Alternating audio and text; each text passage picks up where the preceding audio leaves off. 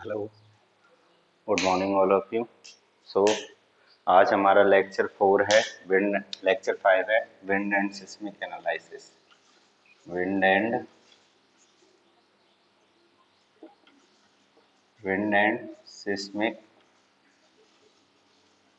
Analysis. Wind and seismic analysis में आज हमारा जो लेक्चर है उसमें हम बात करेंगे various types of loads and relevant codes की। हम बात करेंगे various types of loads and relevant codes की।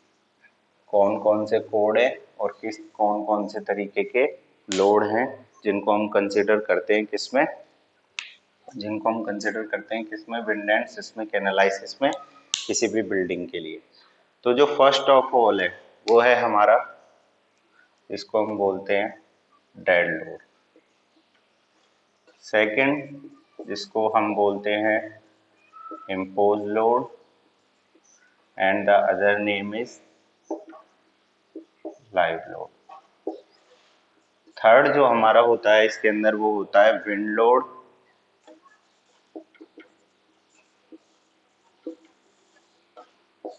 Fourth one is snow load. Fifth one is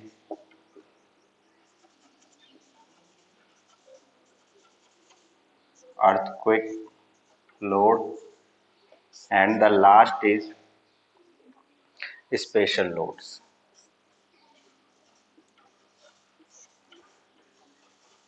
तो हमारा जो कोड के लोड्स के लिए जो कोड होता है आईएस कोड, वो हमारा होता है IS 875 1987। IS 815 1987। This code is used for all types of loads. This code is divided into 4 parts: part 1, part 2, part 3 and part 4. These parts are used for types of load. So first we talk about dead load. What is dead load and which part we use to find out the dead load. So first one is dead load.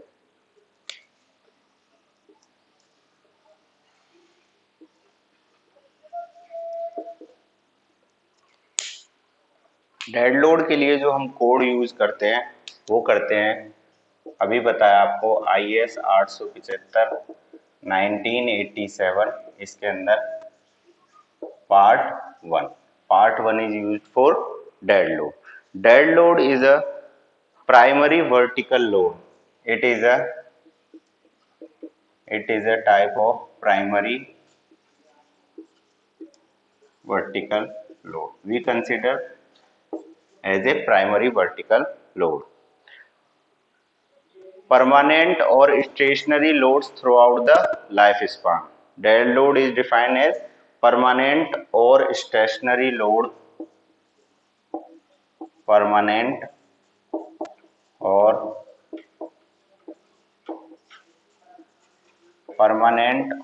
stationary load.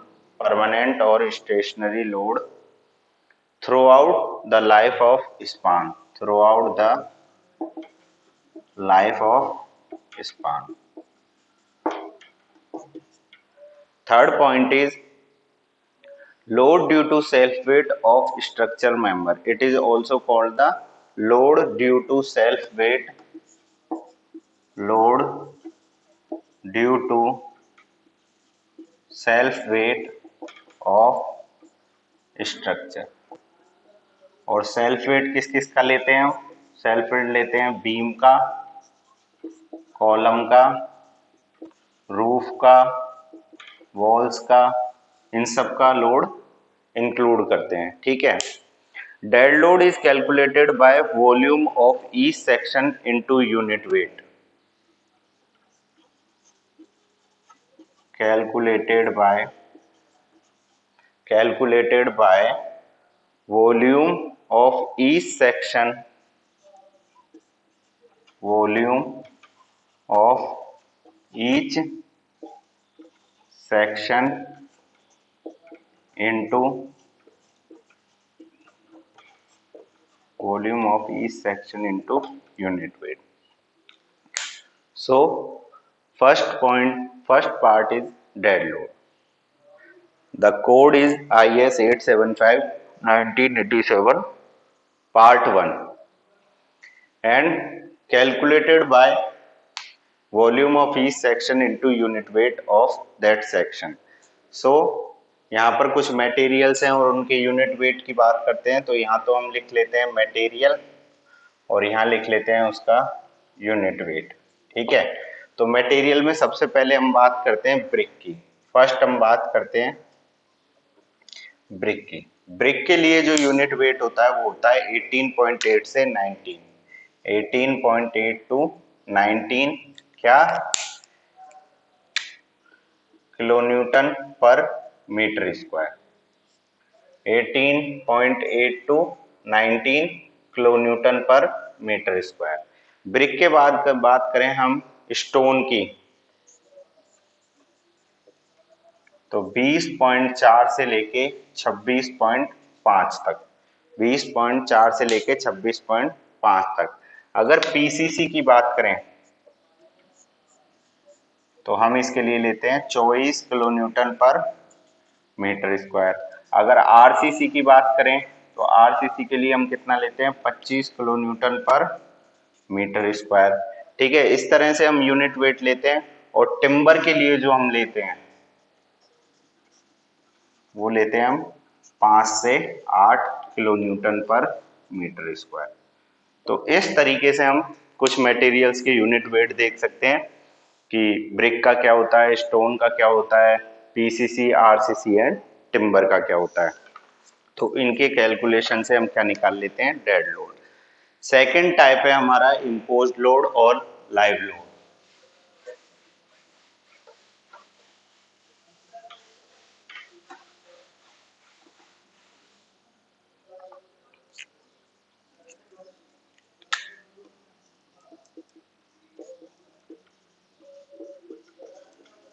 Imposed load and also called live load. Imposed load और live load क्या होता है, secondary vertical load. जो भी secondary vertical load होते हैं उनको हम क्या बोलते हैं, live load. Secondary, it is secondary vertical loads are called live loads. First क्या थे, डेड लोड, सेकंड क्या है, live load. It is movable or moving loads. They are movable and change position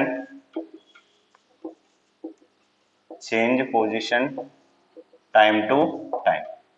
position भी change होती रहती है time to time, और they are not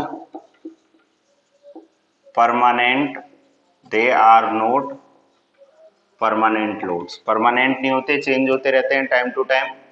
अब इसमें हम क्या क्या लेते हैं, weight of furniture, bed, sofa, क्या क्या लेते हैं हम, weight of furnitures, bed, sofa, electronic items etcetera. और जो हम इसके अंदर कोड यूज करते हैं, कोड करते हैं हम इसके अंदर कौन सा, IS 875 1987 पार्ट टू यूज करते हैं इसके लिए, है ना। अब हम बात करते हैं इसमें कौन किस किस तरीके के लाइव लोड के लिए। पार्ट 2 में सभी तरह की बिल्डिंग्स के लिए लाइव लोड दिया हुआ है। किस तरह की बिल्डिंग में किस तरीका का लाइव लोड यूज करना है। जैसे अगर हम बात करें हॉस्पिटल्स की, तो हॉस्पिटल्स के लिए जो हम लाइव लोड लेते हैं,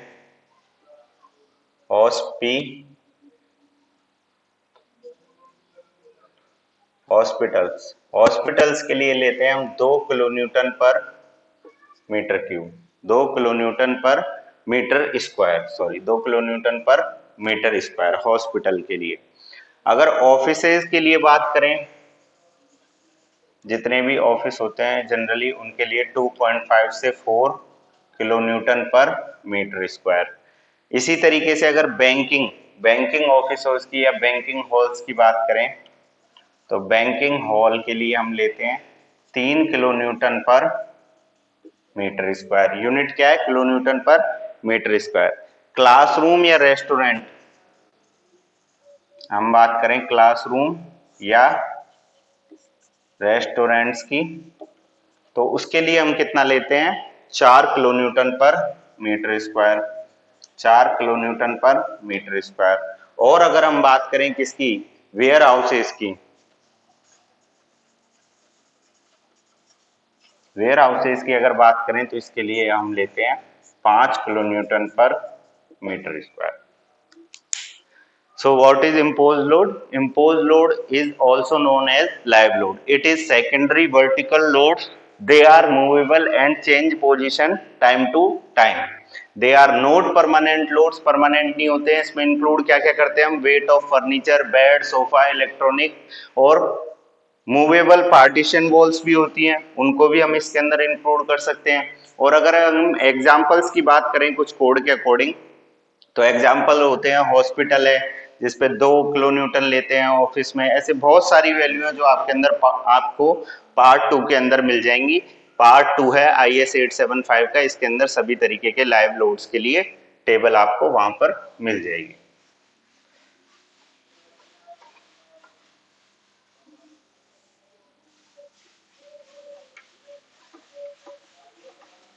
उसके बाद हम बात करते हैं हमारे थर्ड पार्ट की, जिसको बोलते हैं हम wind load.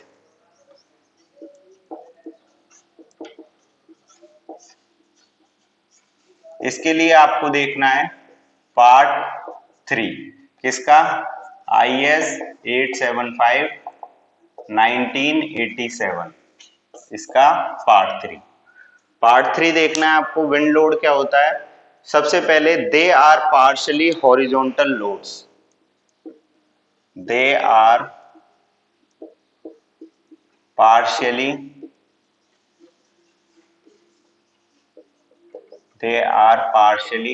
horizontal loads।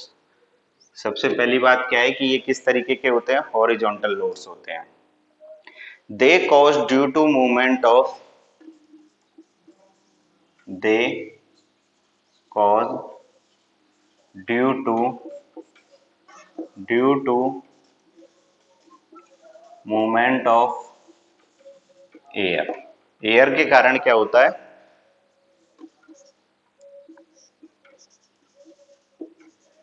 India is divided into 4 parts according to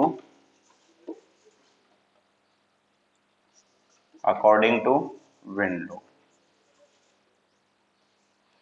wind load के बेस पे हमने क्या कर रखा है? 4 पार्ट्स में डिवाइड कर रखा है, जिसमें हम देखते हैं कि कौन सा पार्ट किस तरीके से वैल्यू प्रेजेंट करता है। तो सबसे मेन इंपॉर्टेंट चीज है विंड लोड टाइप कैसा होता है? पार्शियली हॉरिजॉन्टल लोड होता है।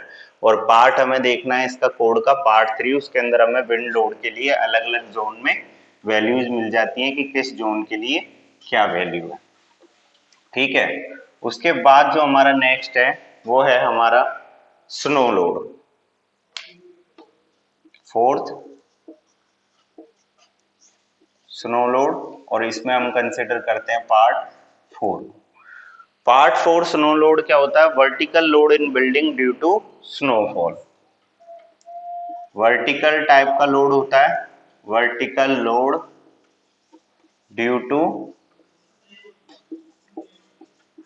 Due to snowfall. जिन एरियाज में, जैसे मान के चलो अगर ये कोई बिल्डिंग है आपकी और इस बिल्डिंग पर क्या होता है कि यहाँ पर इस जगह पर स्नो जम जाती है, तो इस स्नो के कारण भी इस पर एक्स्ट्रा लोड इंक्लूड हो जाता है, जिसके लिए हम देखते हैं आईएस कोड का पार्ट 4, उसके अंदर हमें स्नो एरियाज में वैल्यू थिकनेस ऑफ लेयर के हिसाब से दे रखी होती है कि अगर इतनी औसतन स्नोफॉल होता है इस एरिया में तो हम कितनी वैल्यू कंसीडर करते हैं। Fifth one is earthquake loads.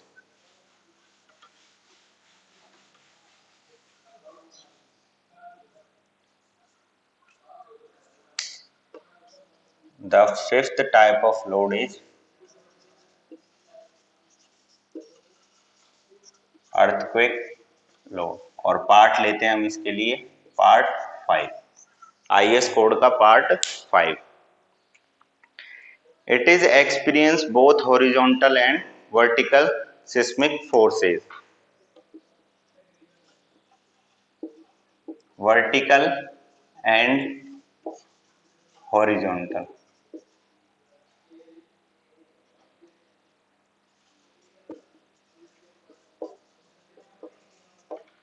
Earthquake load में कैसे होता है? अर्थक्वेक में अगर कोई भी ये बिल्डिंग है, ये कोई भी स्ट्रक्चर है, तो अर्थक्वेक में किस तरीके से होता है? इस तरीके से भी मूव कर सकती है अर्थ सरफेस और इस तरीके से भी, तो हॉरिजॉन्टल भी और वर्टिकल भी, दोनों तरीके के फोर्सेस को इसमें इंक्लूड करते हैं। और ये होता क्यों है? Due to vibration and shaking of earth surface. Due to vibration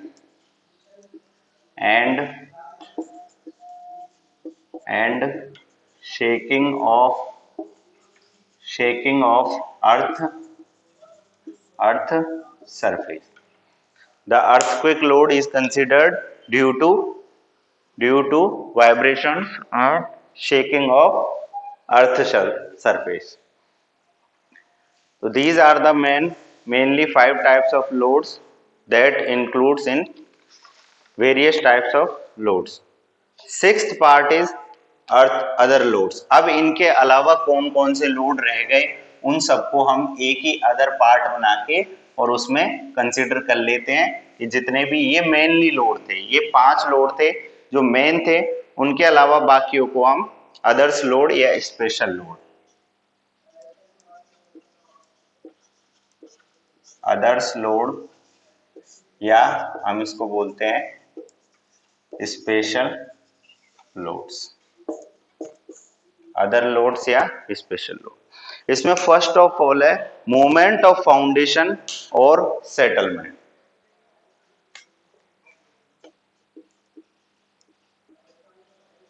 movement of foundation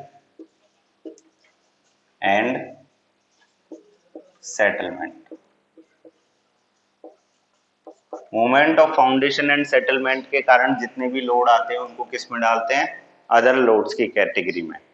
elastic axial shortening next है, elastic axial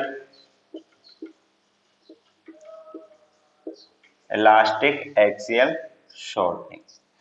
elastic axial shortening क्यों होता है? Load due to creep and shrinkage, load due to creep and shrinkage किसके कारण होता है? ये load due to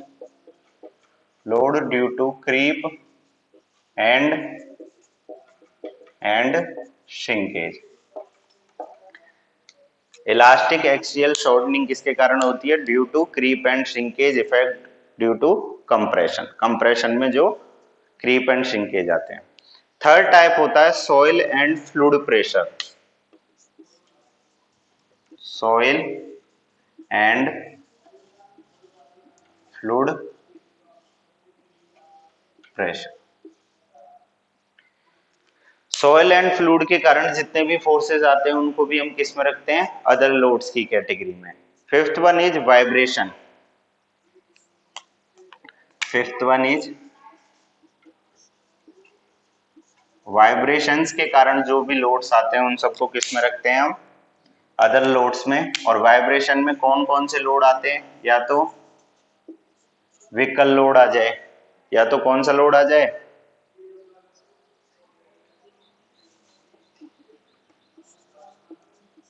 या तो व्हीकल लोड आ जाए, या फिर मान के चलो ट्रेन्स वगैरह पास होती हो, आपकी बिल्डिंग ऐसी जगह हो जहां पर या तो बहुत ज्यादा व्हीकल्स चलते हो, या कोई फ्लाईओवर गुजर रहा हो, या ट्रेन्स वगैरह, ट्रेन्स के ब्रिज बने हुए हैं, तो वहां पे क्या होता है, फाउंडेशन में वाइब्रेशंस होते हैं। उन वाइब्रेशंस के कारण जो भी लोड आता है उसको किस में रखते हैं, स्पेशल लोड में।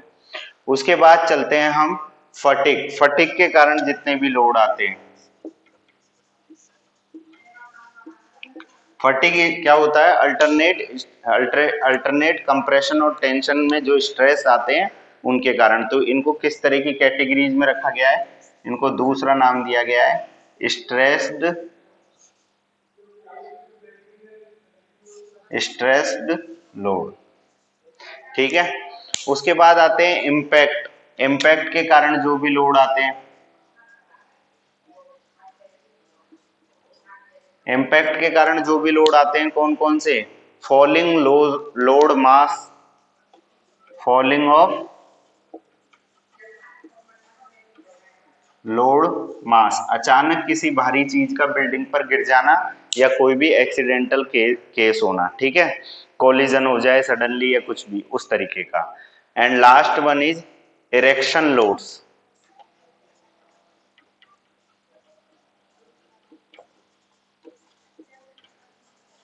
आरसीसी स्ट्रक्चर में due to weight of steel के अगर कोई अदर हम स्ट्रक्चर्स बना रहे हैं किसी बिल्डिंग बनाने के ऊपर, उसके अलावा कोई छोटा और any type other type steel structure अगर उसके ऊपर बना रहे हैं, तो उसमें उस स्टील स्ट्रक्चर के कारण जो बाद में बनाया गया है उसके कारण जो भी लोड आएगा वो किसके अंदर टाइप होगा, इरेक्शन के अंदर। तो हमने 7 तरीके के लोड पढ़े। 7 तरीके में जो मेनली 6 तरीके के थे हमारे, वो क्या क्या थे, एक तो डेड लोड था, लाइव लोड था, विंड लोड, स्नो, अर्थक्वेक, ये थे dead load, live load, wind load, earthquake load. और हमने कौन सा देखा था, स्नो। स्नो हो गया। एक हमने देखा था इम्पोज्ड, 2, 2 4 और 2 6, first, second, third, fourth, fifth, six. These are the main loads considering in design purpose. And other loads के अंदर स्पेशल लोड्स होते हैं, इनकी अलग से अगर कोई क्वेश्चन में दे रखी हो तो इनको इंक्लूड करना है, वरना नहीं करना है। तो इस तरीके से हमने आज पढ़ा कि वेरियस टाइप्स ऑफ लोड, कौन कौन से लोड होते हैं जो किसी भी बिल्डिंग डिजाइन के अंदर कंसिडर किए जाते हैं। इसके बाद हम नेक्स्ट लेक्चर में पढ़ेंगे कि विंड लोड को किस तरह से किसी भी बिल्डिंग में डिजाइन करते हैं। Thank you so much.